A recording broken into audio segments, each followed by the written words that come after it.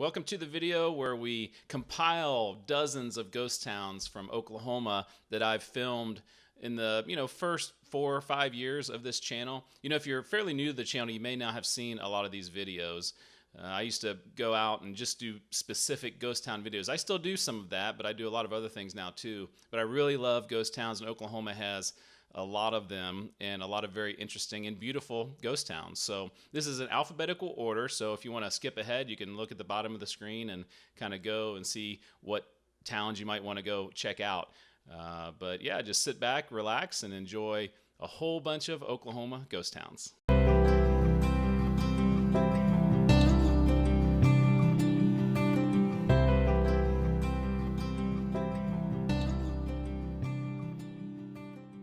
Starting the day here in Avard or Avard, Oklahoma, and you can probably hear the railroad, the trains passing by, and that was how this town got kind of started and incorporated. It was a very busy place with because of the railroad. It passed through here, and it was a center for agriculture, and it was became a very kind of rough and tumble western town.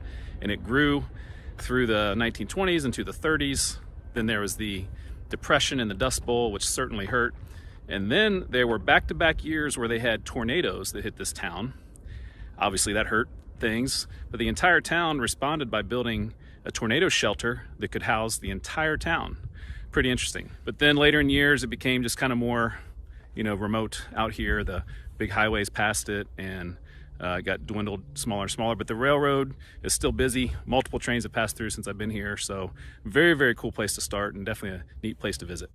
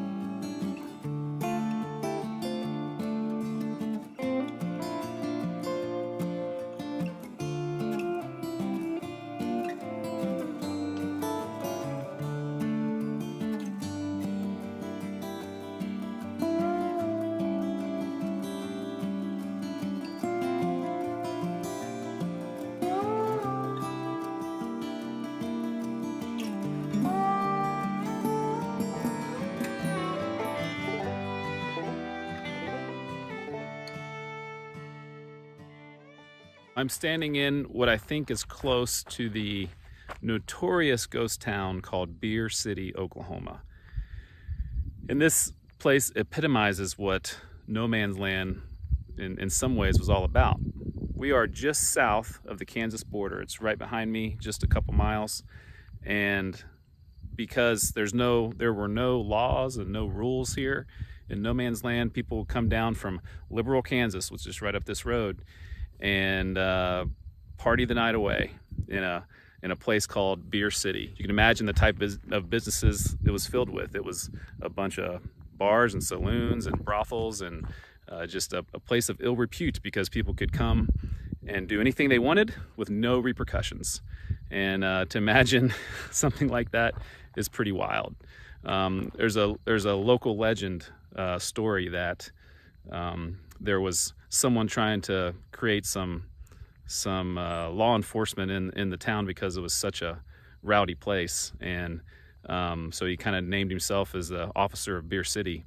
And they invited him, the townspeople invited him to one of the local saloons one night, and as soon as he walked in, they all opened fire and killed him all at once. And when somebody asked why were there so many people shot him, and the response was so that no one knew who actually was the person that murdered the sheriff of Beer City. So probably one of the most crazy ghost towns in all of the United States. Here, Beer City, right here. Now there is absolutely nothing left. It only lasted for 2 years, and it was probably gone very quickly as soon as this part of Oklahoma became Oklahoma Territory, and then eventually the state of Oklahoma, and laws would be enforced. There was no reason for the town to exist anymore. So definitely, I guess you could say, a historic place. Wild times, the rowdiest of all outlaws, and the craziest of things probably happened right here in Beer City, Oklahoma.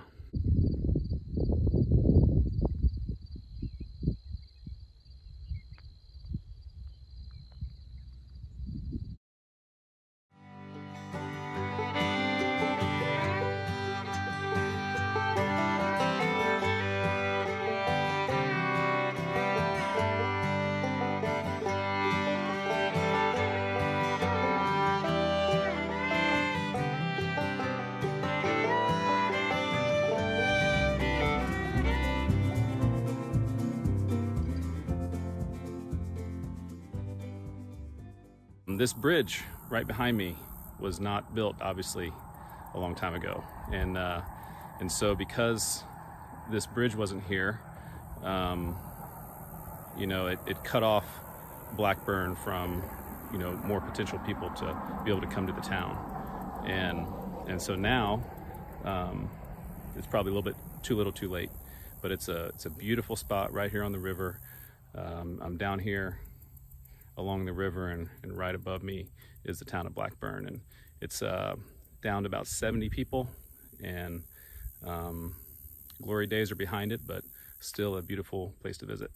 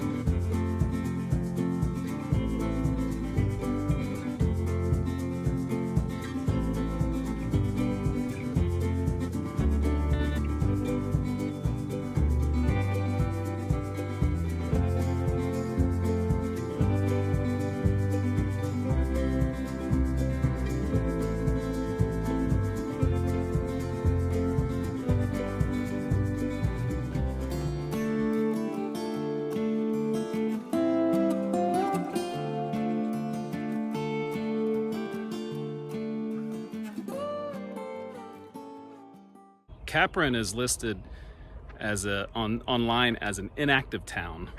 I don't exactly know what that means, but pretty much feels like a ghost town as I walk around and explore. It's interesting history though. It was originally called Warren. They put a railroad in here, and they needed to. They wanted to change the name, so they came up with the name Sterling, and there was a Sterling, Kansas that was on the same Santa Fe rail line, so they couldn't have two Santa Fe's even though they were in different states.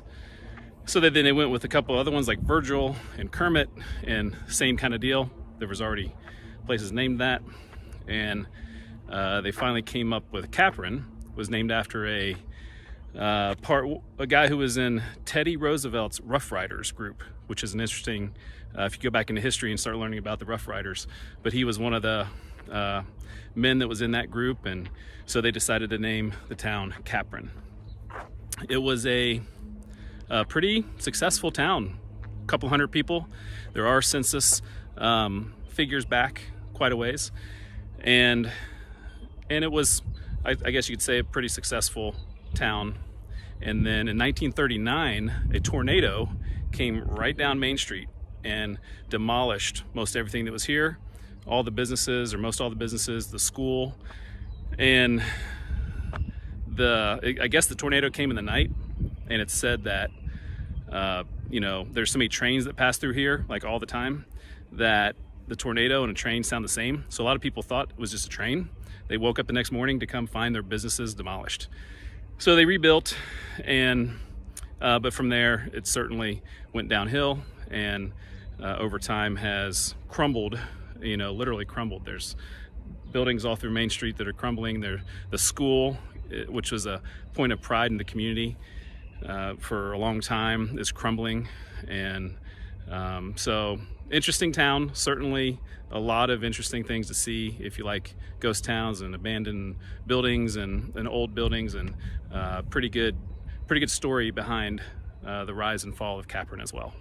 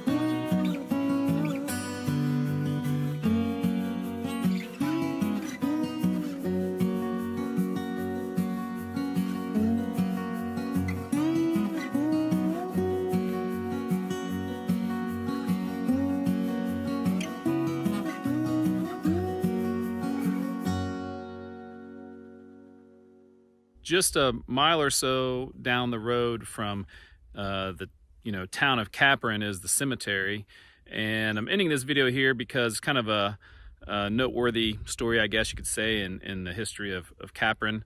There's a baseball player named Danny Thompson who he was born in Wichita, and then he moved here to Capron and became a Major League Baseball player and played for 7 years in the major leagues, mostly in the Minnesota Twins organization, and then he was traded to the Texas Rangers right at the end of his career.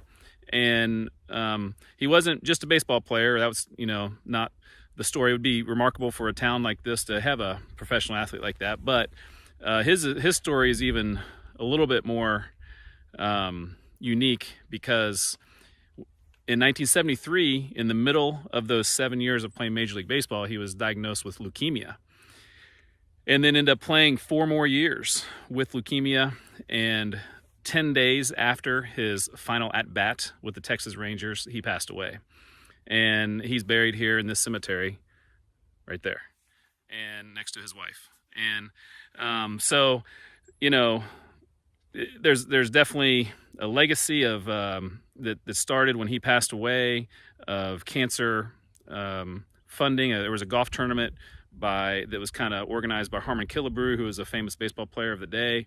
Gerald Ford, former president of the United States, and Mickey Mantle were part of the first group that played in that tournament to help raise money for leukemia research. And so obviously it's kind of sad when you think about that, but also pretty awesome for a town like Capron that's very small nowadays to have someone that achieved heights of professional sports and then helped raise money to battle leukemia for decades and decades later.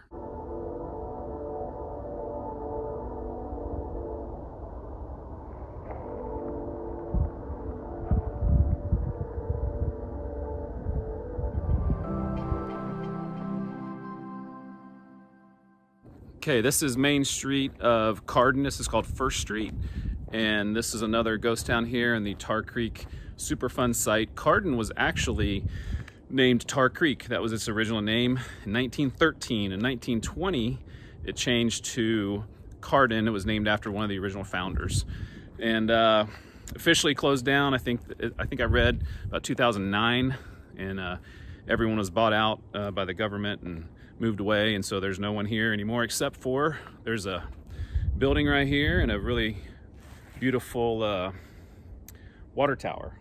At one point there was almost 3,000 residents here about 100 years ago, and it's pretty incredible to see now that there's no one here and there's hardly anything left.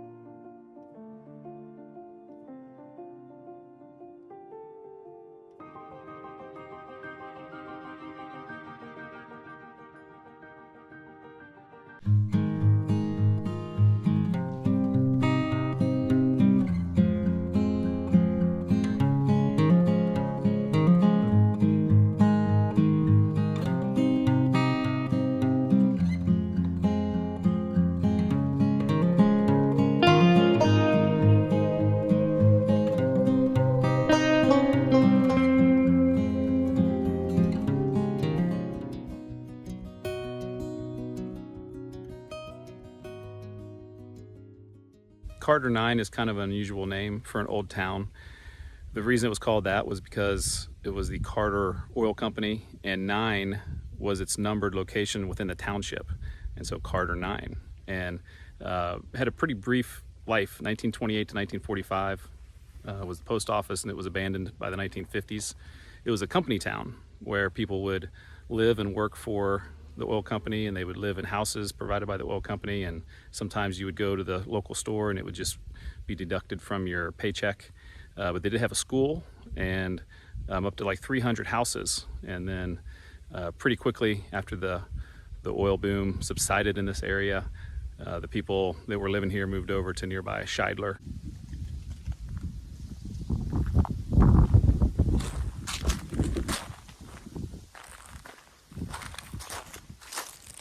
There's not much to see here, except there are some old shelters, quite a few, several of them, and then some kind of remnants of sidewalks, I think, at least.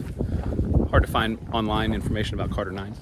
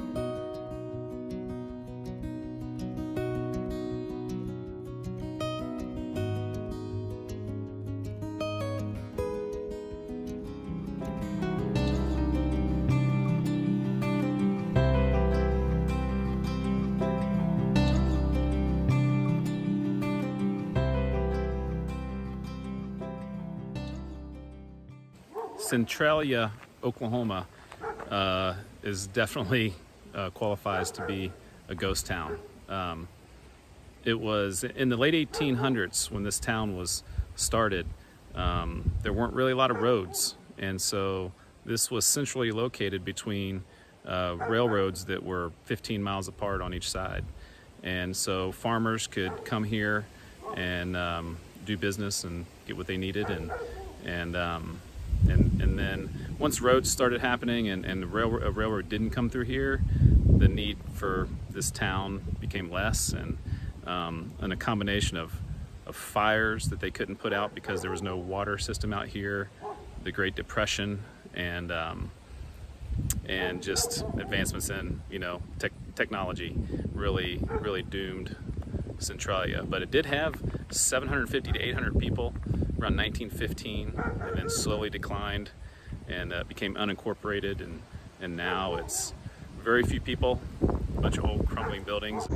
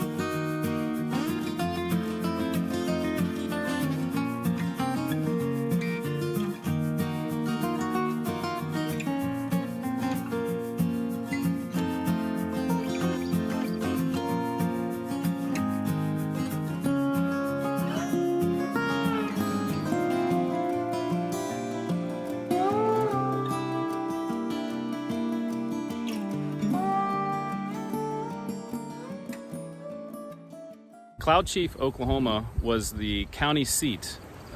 Before Oklahoma became a state, when it was a territory, it was the county seat. So it was a popular place. When they had the land rush in 1892, thousands of people came to this area to stake claim to land.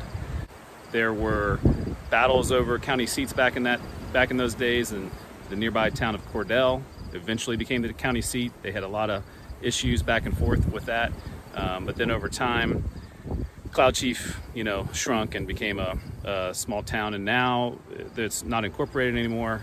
It's the only thing here are a few houses, and behind me is the old school that was built over 100 years ago, and then there's some crumbling buildings in the downtown area. So pretty much it's a ghost town where I would say there might be 10 people that live in this area, but it's amazing to think there used to be thousands of people, and this was really the hot spot when the early days of Oklahoma being a state.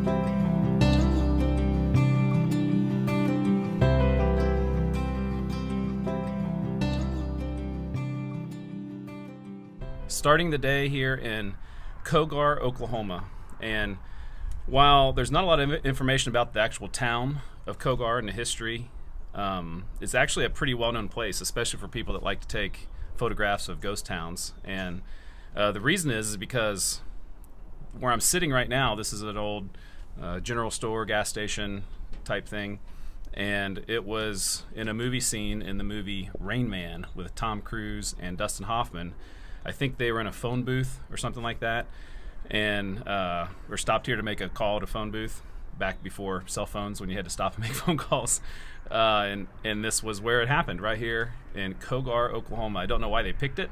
It's kind of a interesting place. It's beautiful, old, kind of abandoned place, and it would have been decades after the town, the post office closed, which the post office was open for like 50 years in the first part of the 20th century.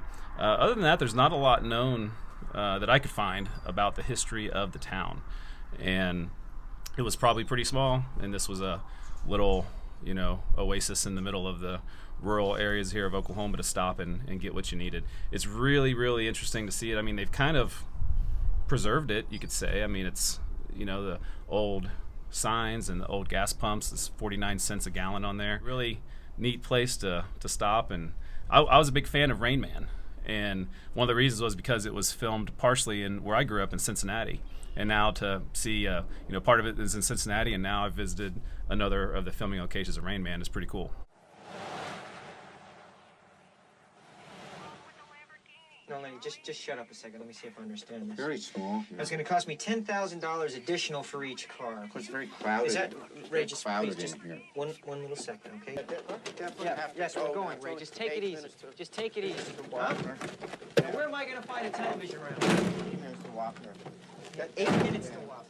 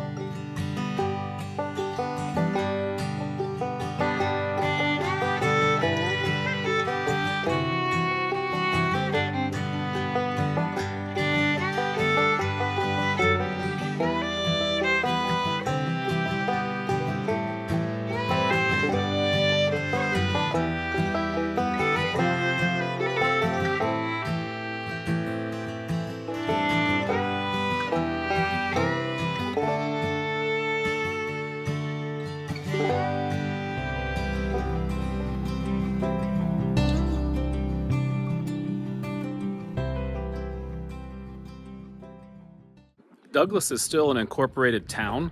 It just only has, you know, about 50 people. Actually, the population has risen when you look at the population totals. It was near 200 at one point in its most popular times, and steadily went down, and then has went way down to 32, down and then up to 50. Interesting that that's bounced back up a little bit. Hopefully that's a good sign. Unlike some of the other towns in this area, it wasn't really as affected by like an oil boom, but the railroad was the kind of key factor when they got the railroad to come through here. Originally there was a post office called Onyx that was like a mile and a half away in the mid 1890s, and then when the railroad came through here, decided to come through here, basically they moved over here and started this town at that time. And so it was you know, railroad driven and with the population, and then had a bank, had a school. Eventually the school consolidated and the bank closed, and when those things happen, you know, your town is probably seen its better days. So there are a few older buildings in town, still signs of life for sure, but certainly I'm sure it's just a fraction of what it used to be.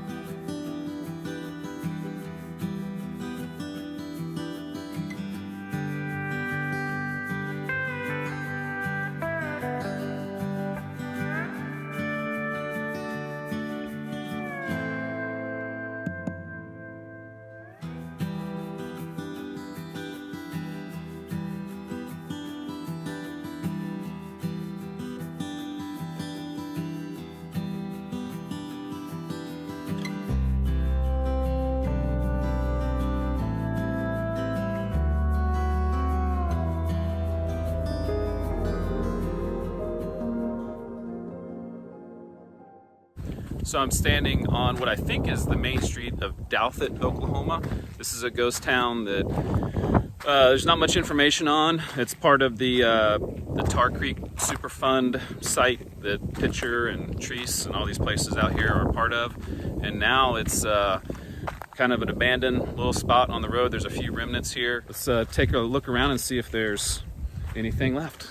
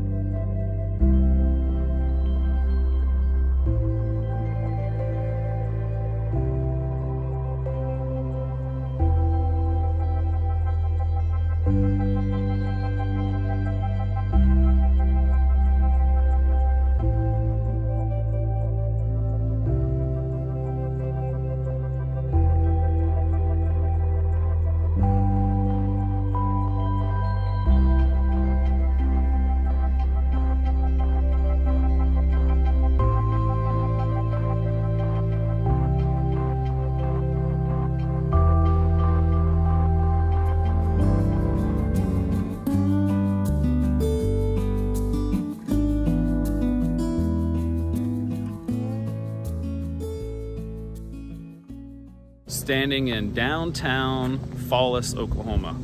Technically the population is 21, but I had an interesting conversation with a guy back here on the lawnmower. He said it's more like 6. So it was just outside the top 10 smallest towns in Oklahoma video that I did, but maybe it should be. But I'm not sure where the city limits are and how, what they determine, but I trust the guy that lives here and is basically has the house right in the middle of town.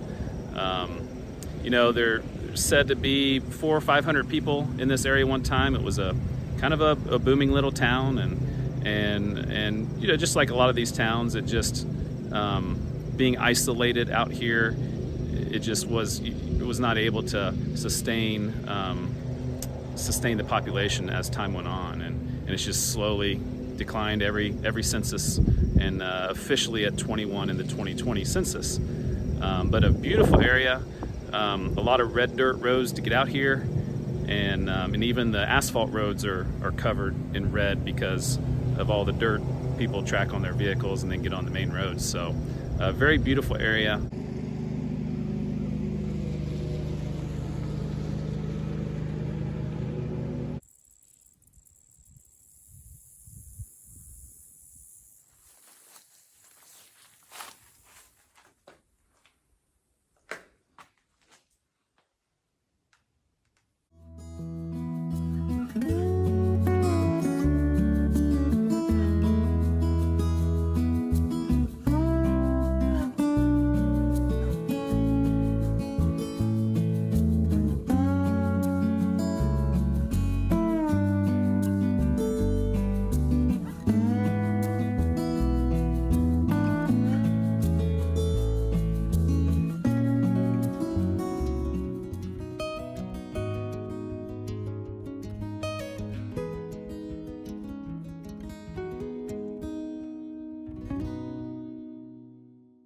We're here in the town of Foraker, and it's actually still a town. It's an incorporated town with 18 people. When I did my smallest towns in Oklahoma video, it just barely missed it. So I've been wanting to come here. It's kind of interesting because there really aren't that many old buildings to speak of. There's some nice houses. You can see where people live. There's a church behind me. But other than that, there's not too much in the way of history. There is an old cemetery that's really nice. The cemetery is a great place to go and check out while you're here. But the town was started in the early 1900s, and it was a farming and ranching town that grew to like 500 people. The railroad came through, and that really helped. And then oil was discovered, and this population skyrocketed about 2,000. Even though the population figures didn't have 2,000, it was just a short time. It was in between censuses, and so population went up, and then oil boom went down, and people moved away, and then it became another, back to what it originally was, kind of an agricultural area. It's very out here down the dirt roads, and so certainly remote, and not a lot of people are going to come visit. There's not a lot of jobs out here except for big ranches. So, but beautiful area, and glad I finally made it.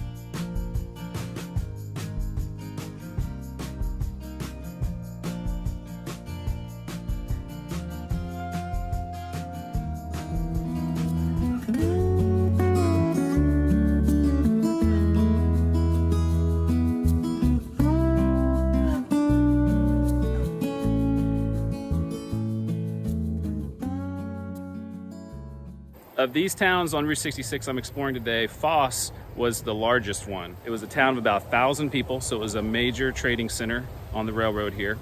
And then Route 66 happened, and so it kind of, Route 66 traffic was the main thing. There were some other towns that started popping up, so it started taking some of the population away. So it kind of solidified for decades, 500 people or so. And then an Air Force base was built not far from here.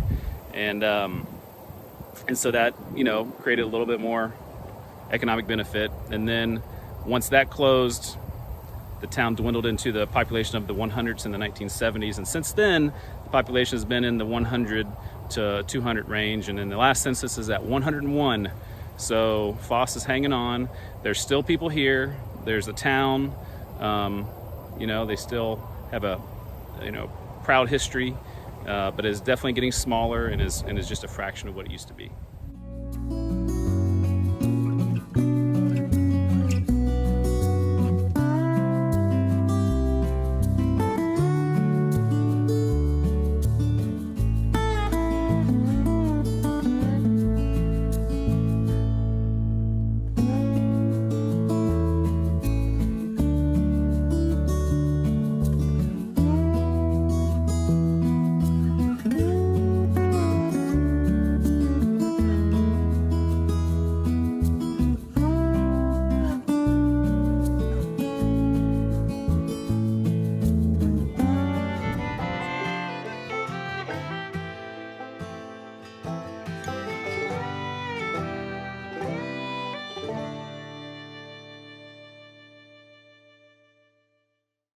Gate, Oklahoma is in the very eastern part of what was called No Man's Land. So it was another very rowdy place, but it was a very, very busy place. It was a very successful place. It was called Gate because it was a gateway to a bunch of ranching areas. And so it got a lot more popular and had a population of like 1,000 people in the early 1900s. And then just had a slow decline over the years, the Depression, the Dust Bowl, things like that. And today there's only 60 people. But there's certainly a spirit in this town.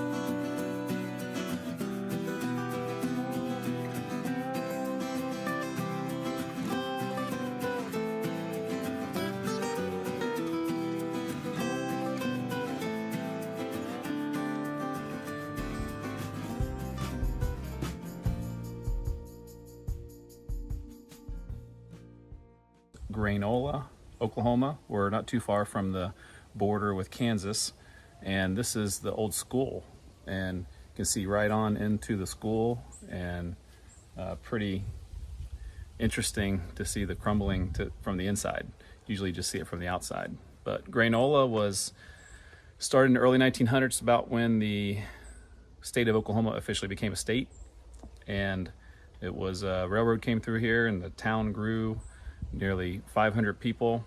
The official census began in around 1930, and the population had already gone down to around 200, and just continued to get smaller and smaller. Interestingly enough, the population has been 31 for the last 3 consecutive censuses, and I wonder if it's the same 31 people since since the year 2000. So anyways, but besides the school, there's not a whole lot. There's a couple old buildings, but mostly the school is the main thing to see.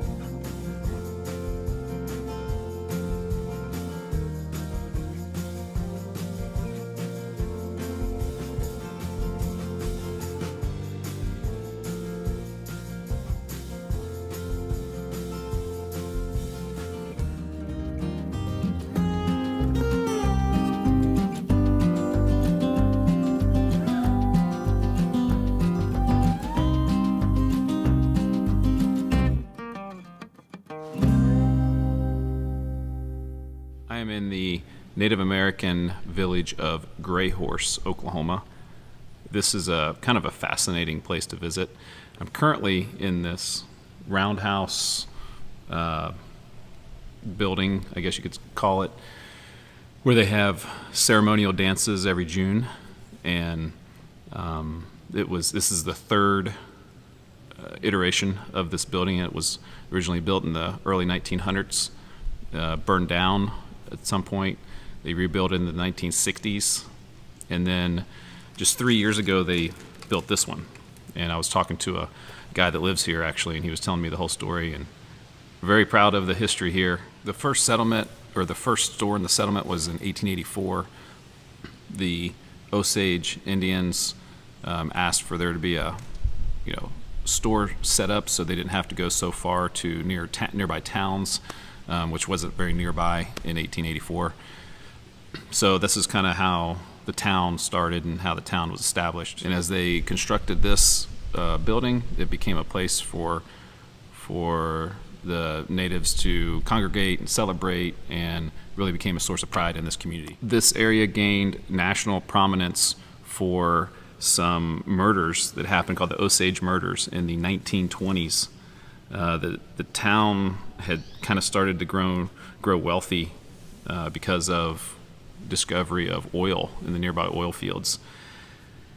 And the tribe members started living a lifestyle appropriate with their newfound wealth. And this led to kind of a wild history in this area that was eventually called the Osage Murders. And there's a book, a 2017 book called Killers of the Flower Moon, the Osage Murders and the Birth of the FBI. As you walk around today, there's, this structure kind of stands out in the middle of town. There's not much of a town left. There's a few abandoned houses. There is a school, which is in major disrepair, that we're going to go check out as well. But definitely a interesting place to check out.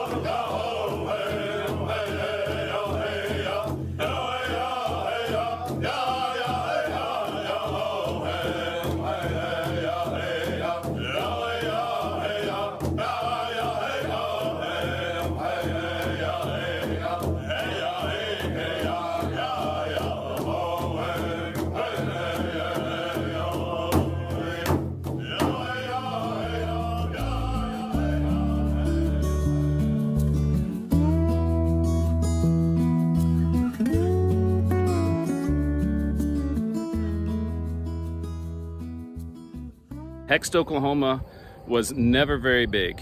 In fact, it only had a post office for about a year in the early 1900s. There was a pretty famous book written about Route 66 in the 1940s of a guy who traveled it all the way through, and his comment about Hext was it's nothing more than a small community with a gas station.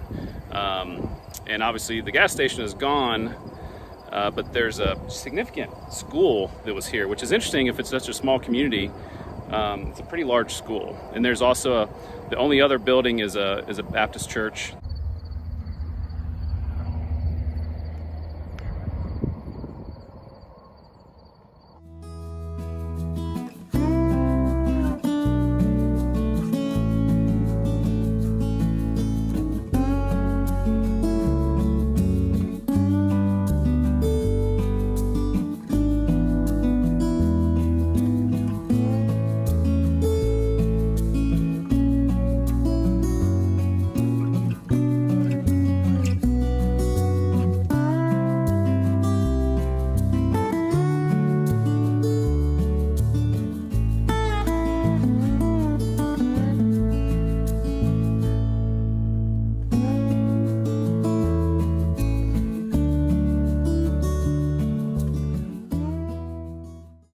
We're a couple miles east of Pitcher, Oklahoma now, and this is where the town of Hockerville used to be.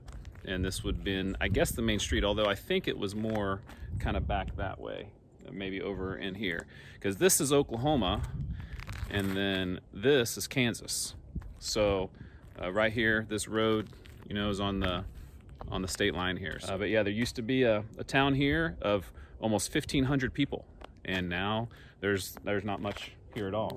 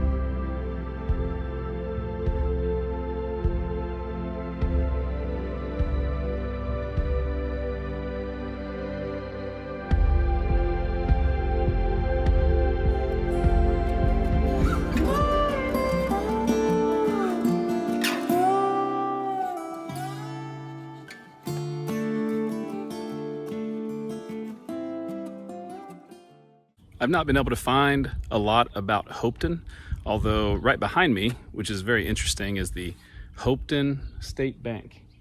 And it's very unusual because it looks like it's still in business, and it's a very nice, modern bank, and basically a ghost town. It's very strange. Obviously, maybe the rural, agricultural community, maybe banks here. But this, I read this is an independent bank that was opened in 1919. And like I said, I don't know too much about the town, except for a post office was opened in 1894. That's really early in Oklahoma's history in terms of the land runs. But I don't know much about it other than that. The layout is interesting. You can hear cars, but that's on 281, which is just, it's right over there. You can almost touch it. And this was probably more the original road in this area that goes right through the town. And then they made 281, which just bypasses it by, a couple hundred yards. So interesting. There are some new houses and older abandoned houses and buildings, and I believe a church. So probably the drone view will give you an idea of it's just a little bit of a different kind of a layout.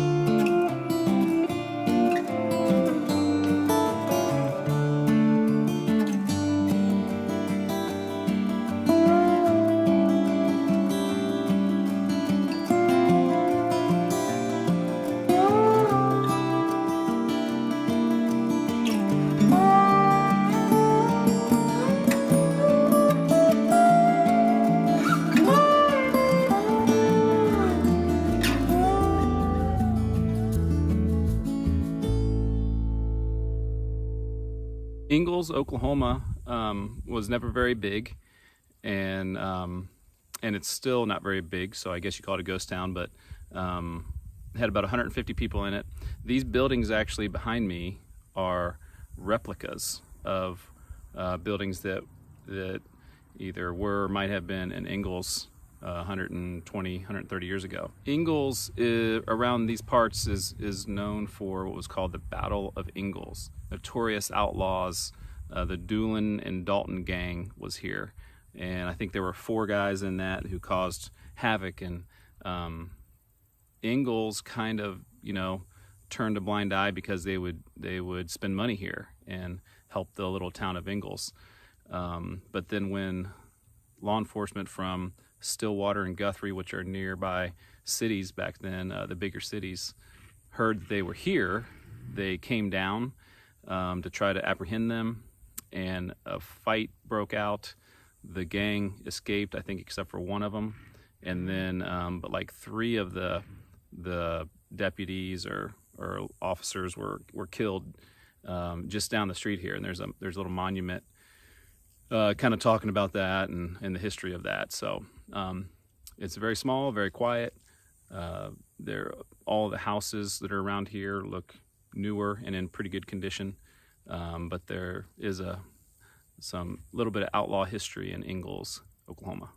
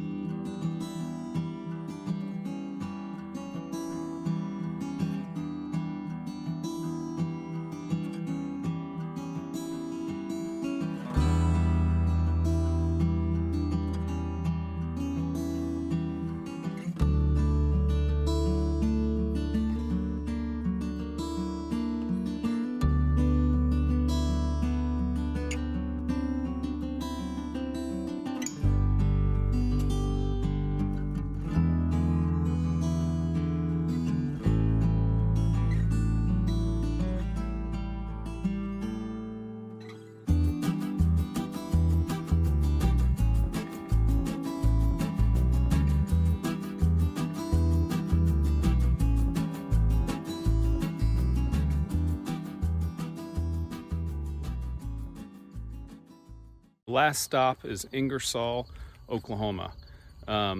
This was a kind of a boom town, but in a way because of the railroad. The railroad came through here and the town was built, and immediately there were like 1,000 people here. Ingersoll was named after the president of the railroad, and I think his name was James Ingersoll, and some people thought it was named after, I think it was a guy named Robert Ingersoll, who was a famous agnostic, and so people thought this was a sinful place, especially this part of the country. You don't want to be associated with that. So there definitely probably were attracted some rowdy elements to Ingersoll. A lot of people put their effort behind Ingersoll to be the county seat. It lost to nearby Cherokee, and then kind of slowly dwindled after that. The railroad was abandoned in the 1930s. Population continued to decline, and now there's some nice houses. These 2 elevators behind me are pretty cool. One of them is on the National Register of Historic Places. I think it's this one right here.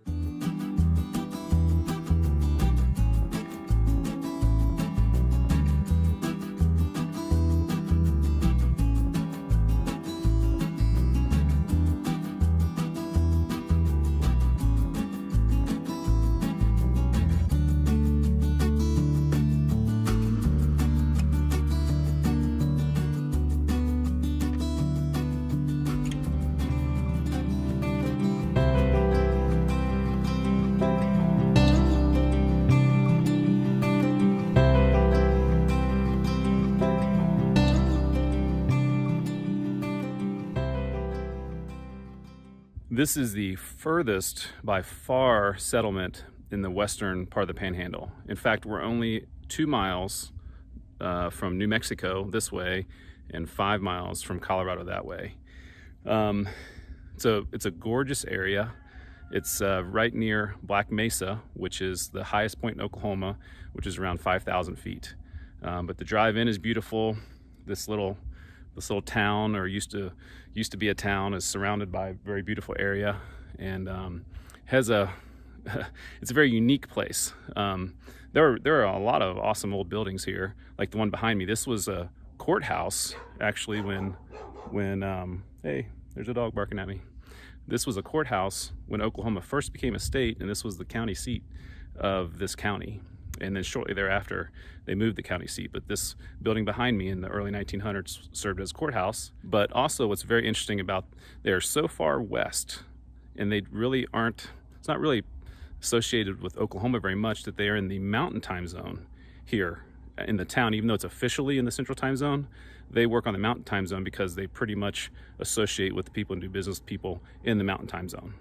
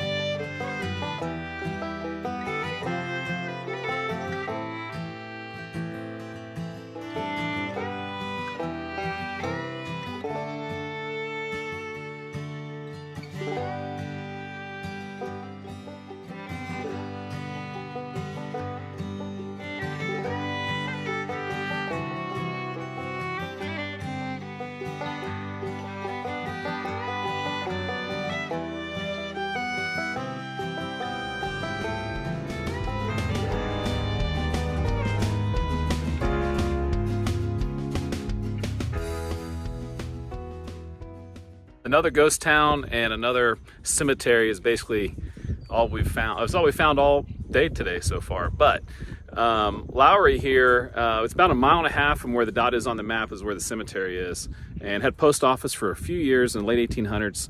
It's on Highway 77, so it's actually in a pretty busy place and right on the railroad there. So you imagine it was a railroad stop. I couldn't find a whole lot of information about Lawrie, but I imagine it was a small community and built on the railroad, and you know, for whatever reason, because of maybe Guthrie being just a little bit south and people would move there, it just didn't seem to last very long. Pretty nice modern cemetery here, and but we'll look at this, and then we'll try to find somewhere with maybe some historic buildings.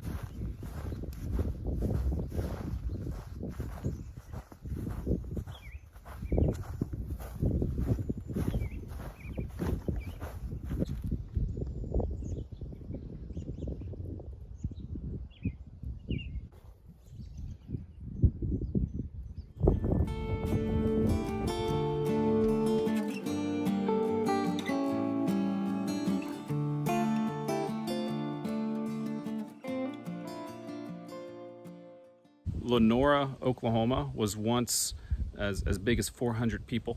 It was a pretty busy place for a sparsely populated area of Oklahoma. They had actually, early in Oklahoma statehood, they had talked about moving the county seat. I think this is Dewey County. Talked about moving the county seat to Lenora, but it didn't happen. And then over time, it just got kind of a victim of the technological advancement of society. And the only thing that I can find besides some houses in this area is this church. I guess there's also some windmills, or you know, some of the new windmill technology, and a lot of red dirt.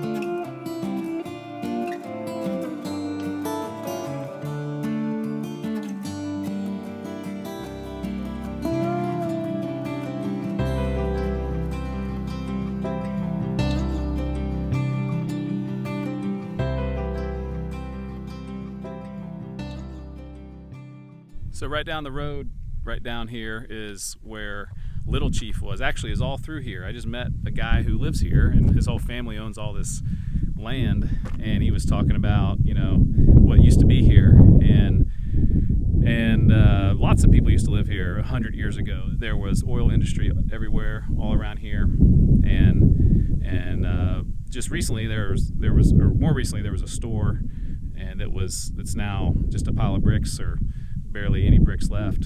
And but interesting, it was named after the creek, or the river that is right near here, the Little Chief River, Little Chief Creek, and had a life for a while. And the store that was here was built in the 1930s, and recently, like I said, crumbled down. So all that's left is a couple houses, pretty wide open.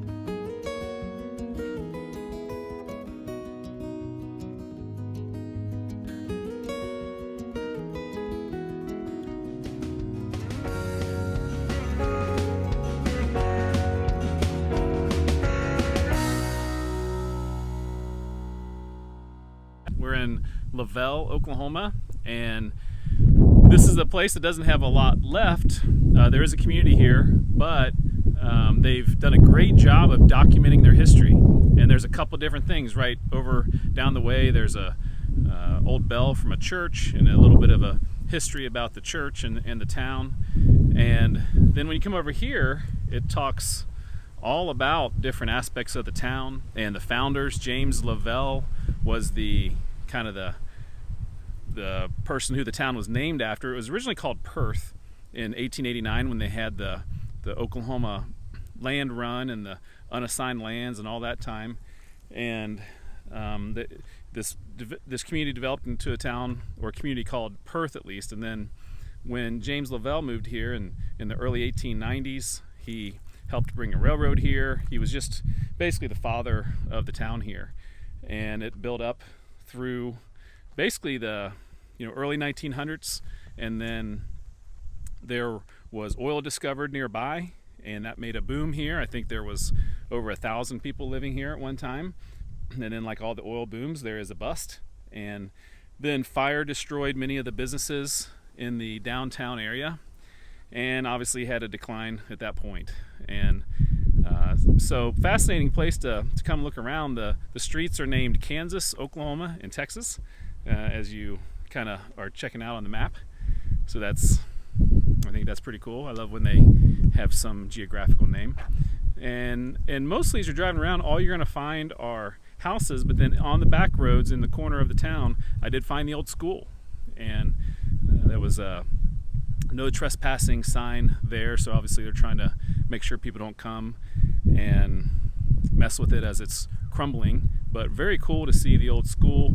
It closed, I believe, in the 1950s. I have always hoped that when you go to a town, it tells a little bit of the history, and thankfully people here care enough about their history to spend a lot of money. I imagine this cost tens of thousands of dollars to put together, but what a great memorial to what the town used to be, and so people can come here and learn the history of Lovell.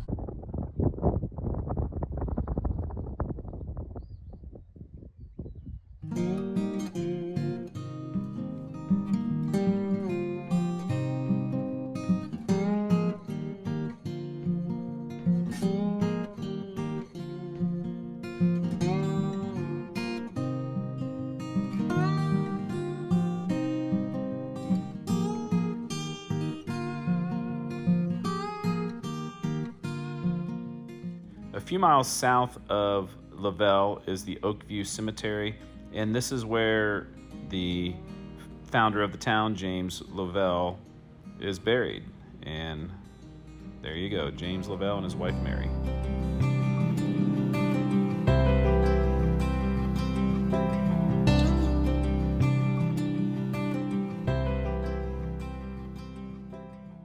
Starting a beautiful day in central Oklahoma in the ghost town of Marena, and there's nothing left except for the cemetery here, which actually has some more recent headstones and obviously still part of the community here.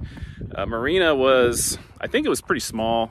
It was, I read online that there was a post office for a couple decades in the late 1800s, early 1900s, and then they had a blacksmith shop, they had a store, there was a school, there were a couple churches. I think Methodist Church was the main church here, and it seemed that most of the settlers at that time, obviously religion was a big thing, and kind of the communities were built up around that. So but yeah, as you go down to the intersection where on my map it says Marena was, there's nothing there, and there's a rural water tower way off into the distance. But the cemetery is a nice cemetery. It's pretty large, and it continues on.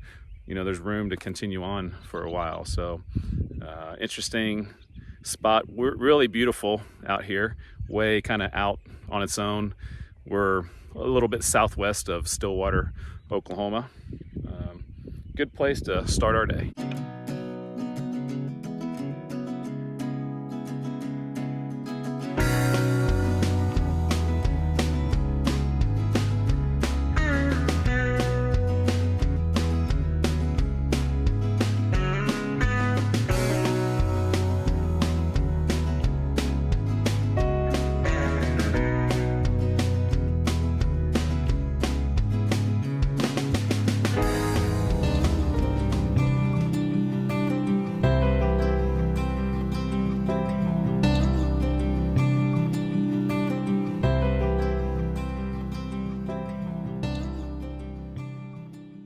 May, Oklahoma was named after the first postmaster's daughter. His daughter was Jessie May, so he was in charge of the post office, and he named it May after his daughter in the late 1800s. And it grew. It was a town that got up into the 300s.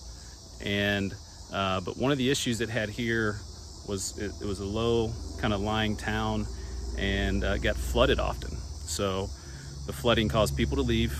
Then obviously the Depression years and the Dust Bowl years also didn't help things either. And so over time it's gradually declined. There are some very interesting older buildings here.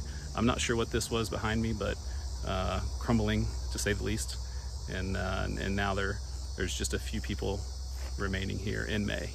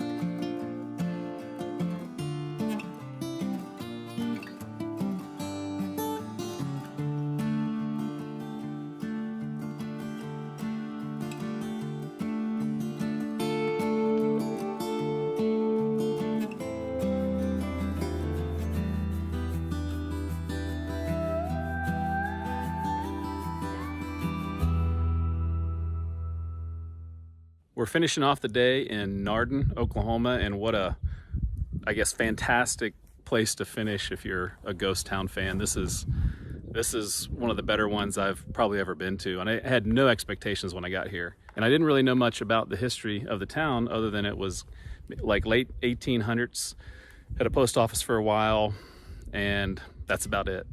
And I was driving around town taking pictures of like this old church that's totally covered in greenery and a guy came by and he basically gave me the history of the town, and it was really interesting. It was a railroad town. He actually worked for the railroad. They had a school here. It was a booming place, and he even said it was as big or bigger than the town of, or the small city of Blackwell, Oklahoma, which now it's hard to imagine now when you come here and see this. But yeah, school, railroad, and the main street was full of businesses. And now it's really unusual because when I first came into town, I saw their little main street, and they have like old kind of fake Western buildings, and they have a couple churches. And they told me that they have like a Heritage Day every year, and so they built those for that. And then you start going back into the back parts of the town, into the side streets, and there are tons of abandoned houses just like in the trees, and it's kind of remarkable. And so yeah, pretty fascinating. I'll show you as much as I can show you here. Probably, the interesting, more, I guess modern things they built, and then historical stuff, and then also the ghostly buildings inside the trees. But great place to finish, and I loved coming here, and if you like ghost towns, you should definitely visit Nardin, Oklahoma.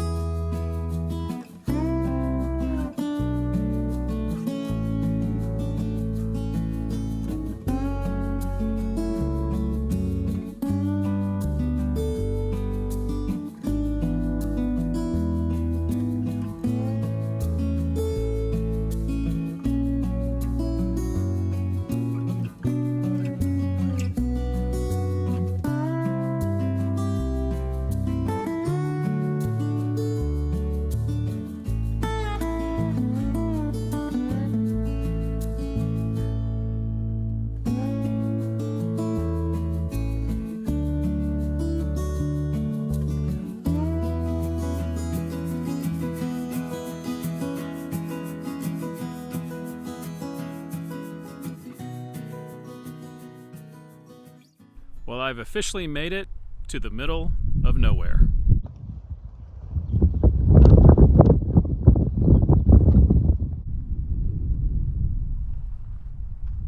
How did a place become called Nowhere, Oklahoma? It's kind of a funny story. There was a couple from California that moved out here, and the wife was not very happy about it. And she kept saying, "You have brought me to the middle of nowhere," to her husband. And her husband decided, what a great name for a new community. And that's how Nowhere, Oklahoma came to be. It's actually never been a town. It's just an unincorporated community. It does have a couple businesses. Let's go check them out.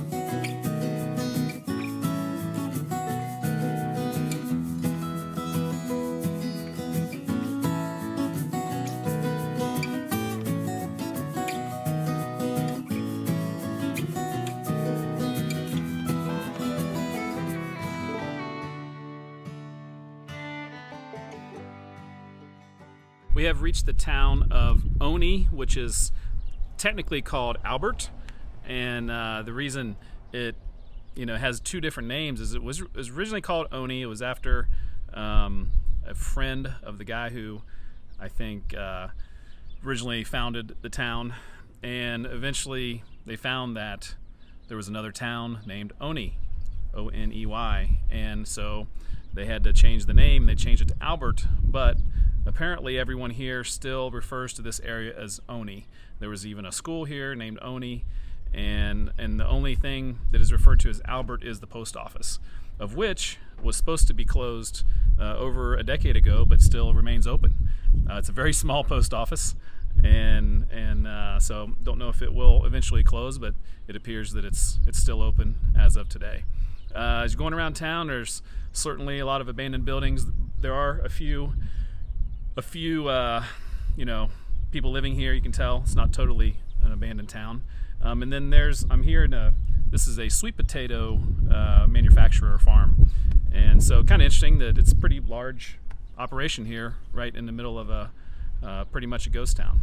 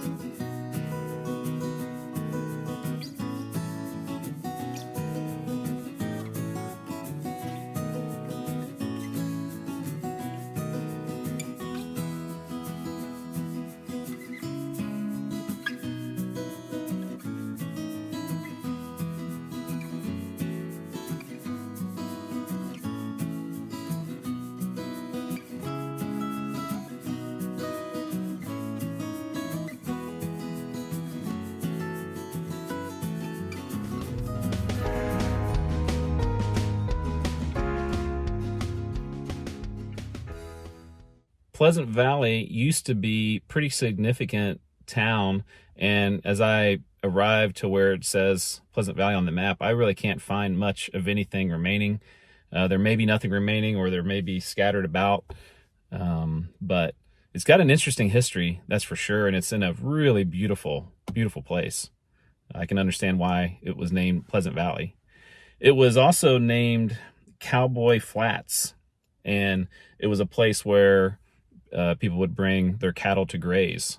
And just south of the Cimarron River, it's literally just a mile or so north of where it says the town was.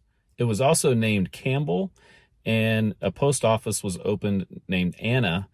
So I'm not sure about why all the different names before it became Pleasant Valley in the early 1900s. This was just before Oklahoma was a state. And there were people that came here, you know, the Sooners. This was part of the land, the unassigned lands that they would come to and settle, you know, before the actual land run started. The railroad did come through here for a time, and that certainly helped it, as, you know, the roads in the early 1900s were not, you know, not very good. The roads today aren't very good, but I'm sure it was even worse in the early 1900s. So the railroad was effective and helped them grow to kind of the largest they were in the 1910 to 1930 range. And today it's pretty isolated. It's kind of a, you know, it rained a little bit recently here, and so you can see as you're driving down the roads, and even to the places where it says the town is, there's some kind of roads, I guess, that are part of where the town used to be, but I didn't even try to drive down them because in my car, not a very smart idea. So yeah, kind of isolated up here. You can see why it, you know, became what it is, as when they did make paved roads, they bypassed this area. But it is a very beautiful area to visit, and glad I made the trip.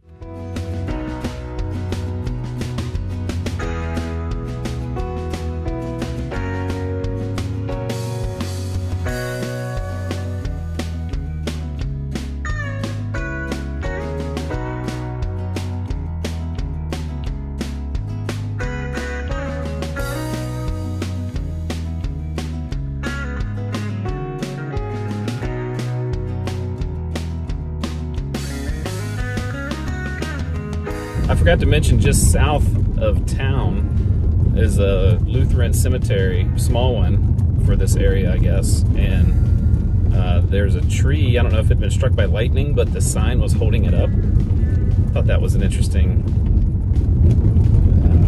save by the sign. It was a small cemetery, but it didn't look real old. So maybe that's a fairly, you know, newer cemetery. There's certainly, you find cemeteries kind of scattered throughout places like this, but that was a good find.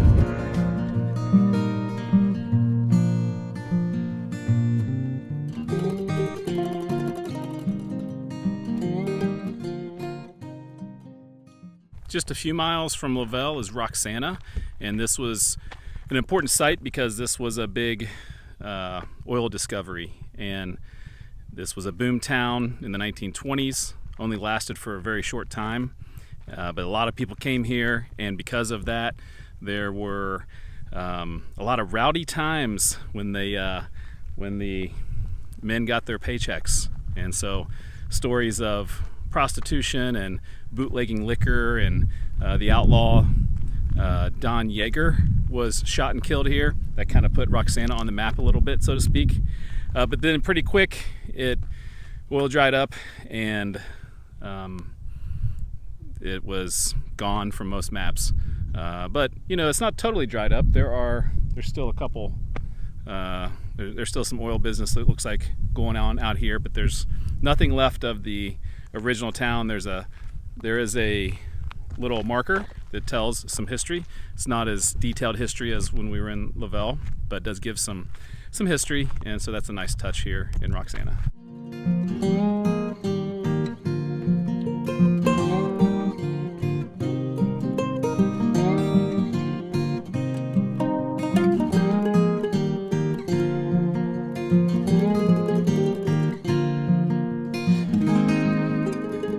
As I was leaving Roxana, I drove through the small town of Marshall, Oklahoma, population 210. And I know there wasn't a lot of old buildings in this episode, so I thought I'd show you a few here. This is not a ghost town. Actually, it's still an incorporated town, like I said, with a couple hundred people. But man, there are a lot of old, crumbling buildings in the downtown area that I thought the viewers of these ghost town videos might like. And they also have 2 water towers side by side, which I thought were very unique in a town like that.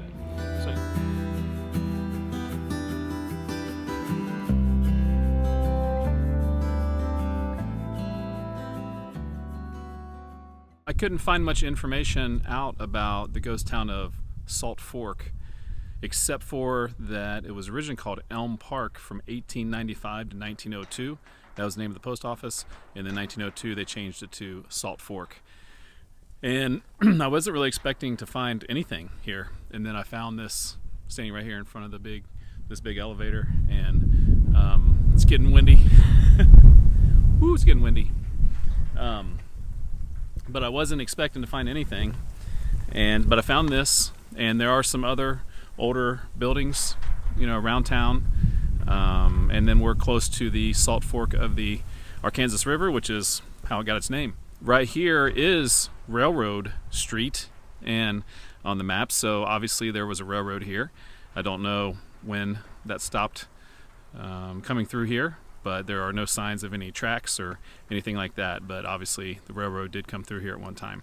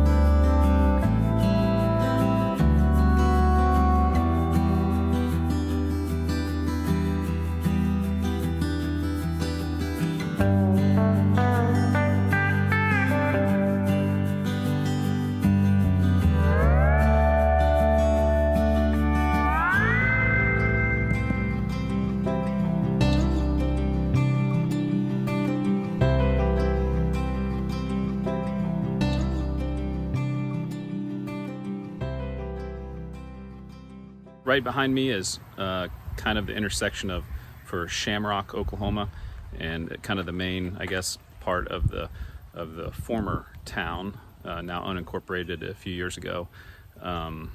It actually, the main downtown was further down this way.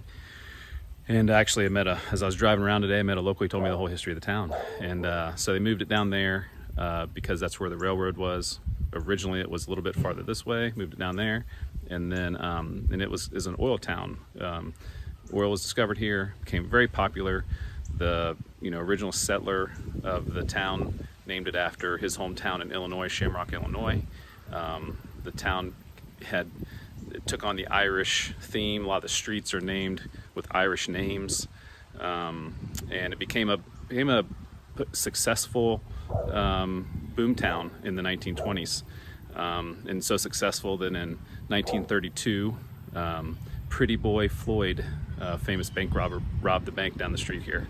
That was probably one of the last major things that happened here, and started to shrink and become a smaller town, and now a ghost town of Oklahoma.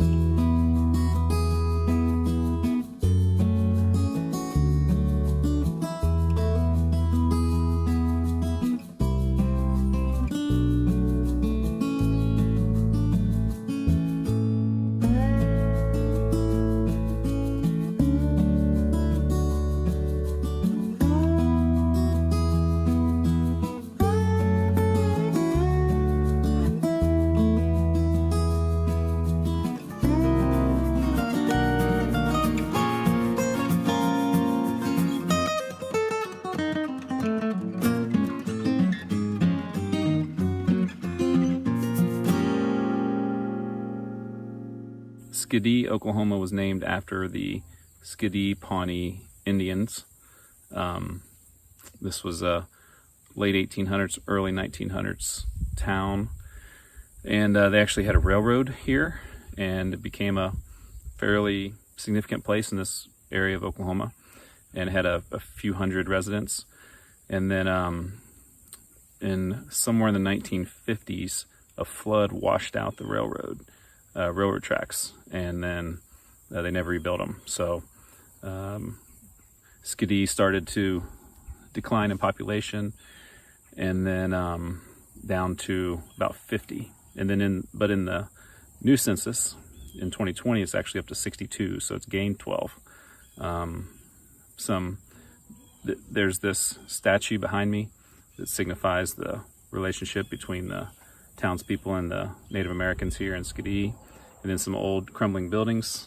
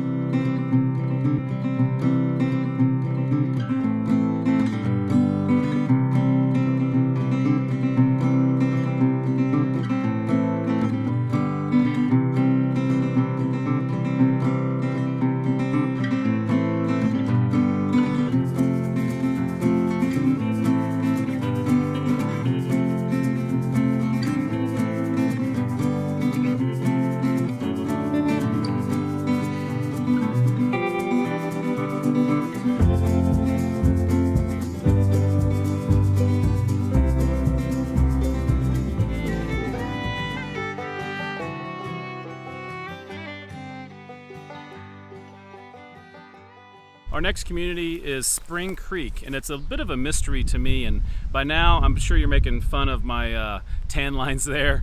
That's the result of being a track coach in the spring in a sunny place like Wichita, Kansas. That's called the old track tan line. So yeah, have some fun at my expense. Sunglasses and a ball cap every day. Make that happen. So but anyways, if you can keep focus, I'll try to put the focus on other things except the side of my head.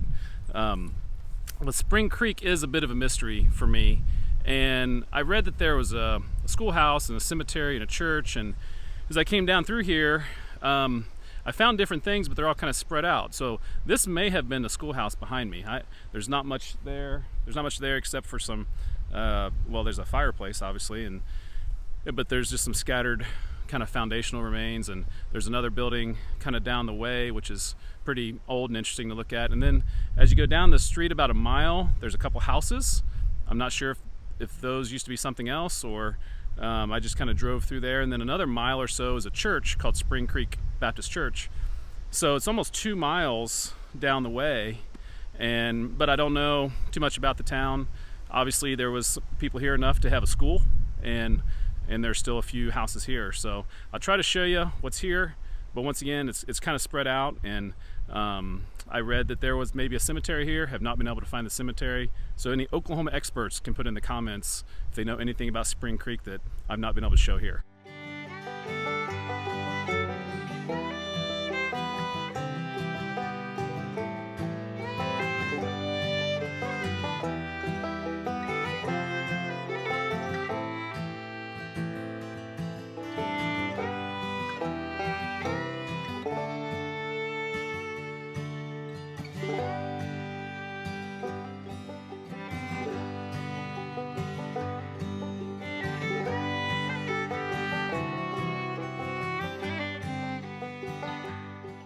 As I was heading to my next ghost town, just west a couple miles, I ran into Spring Creek Cemetery just randomly. So, like I said, just west a couple miles, so it really makes everything spread out around Spring Creek. There's the town and the old school and the church and the cemetery, all very spread out. And just down the way as well, not too far, this doesn't have anything to do with ghost towns, but I thought I would just put it in here, the Lost Cowboy Church. Interesting name, and was able to peer inside. Pretty cool little church. And then one other thing I saw was this, and I have no words. There you go, Oklahoma. Good job.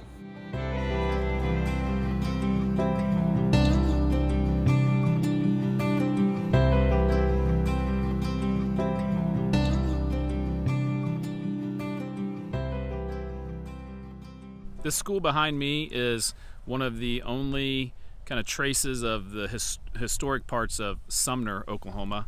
It started in 1893 when they had the Cherokee Outlet run, and on the first day it was estimated a couple hundred people came to this area to settle down, and then quickly about half that population left. But then in 1902 the railroad came through here, and actually this road that I'm standing on that the school goes by was kind of the main east-west road in Oklahoma at that time.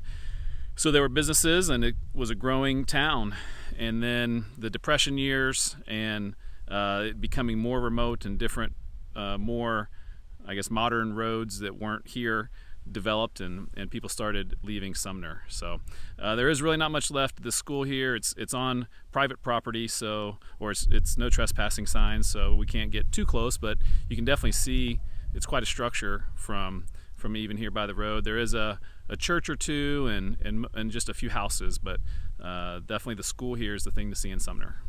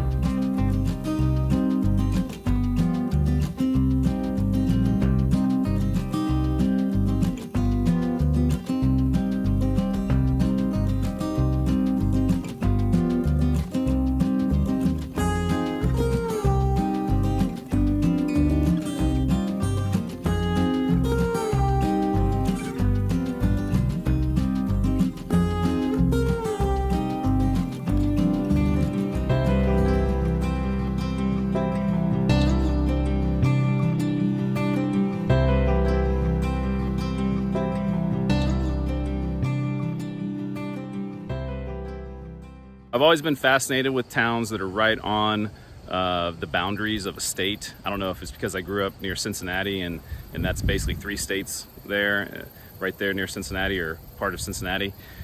And Texola is the Route 66 version of that here in Oklahoma and Texas. There's other ones like Glen Rio. That's another one on Route 66 in New Mexico and Texas. But always kind of fascinated with these towns right on the border. Texola, early on in the early days, they were trying to figure out the name, and it was Texola was one of them, and Texoma was another one, and they finally settled on Texola. And a typical Route 66 kind of story. It was on Route 66, and that helped it gain popularity and gain population. It was almost 600 people here. There was quite a town going on. I even read that they had a auditorium that could seat 300 people for live performances and things like that. And then as the I-40 got built about a half a mile from here, it bypassed the town, and people stopped, coming through Texola. Fascinating place, lots of old crumbling buildings. And I've been here for about 30 minutes exploring, and there has not been one single car come through here, which is kind of sad, but also tells the story of why Texola at one point had 600 people and is now, in the latest census, at 43, which is actually an increase from 36. So maybe there's a little life in Texola yet.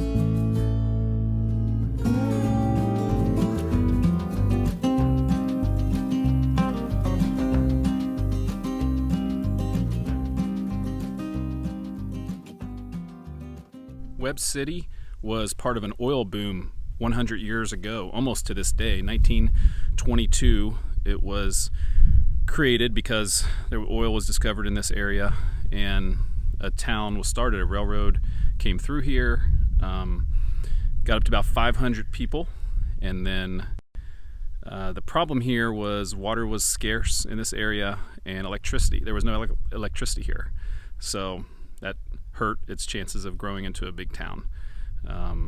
So that's kind of the way it went. Unfortunately for Webb City, there was a tornado that also came through here and destroyed a lot of things. Today, there's a building behind me. I'm not sure quite what it was.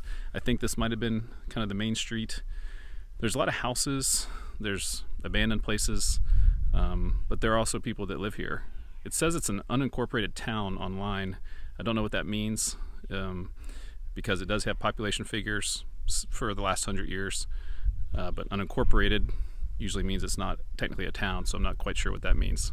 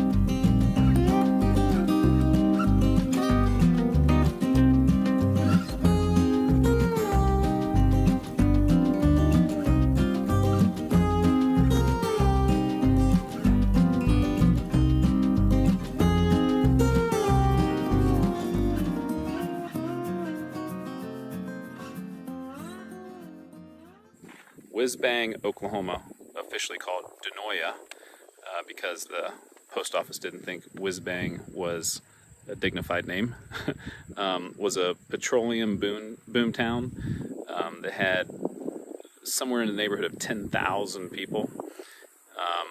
It was also known for being one of the rowdiest towns. The name Whizbang is a strange name. It's not for certain where it came from. Some people thought it might be from the sound of the rigs, the petroleum rigs that make that kind of a noise. Some people thought that it was named after a popular cartoon at that time called Captain Billy's Whizbang. As the petroleum reserves were thinned out in this area, obviously the population started to decline, and now today there's a few building remains from way back in the day, but other than that, it's just a few farms and houses. Not much left in Whizbang.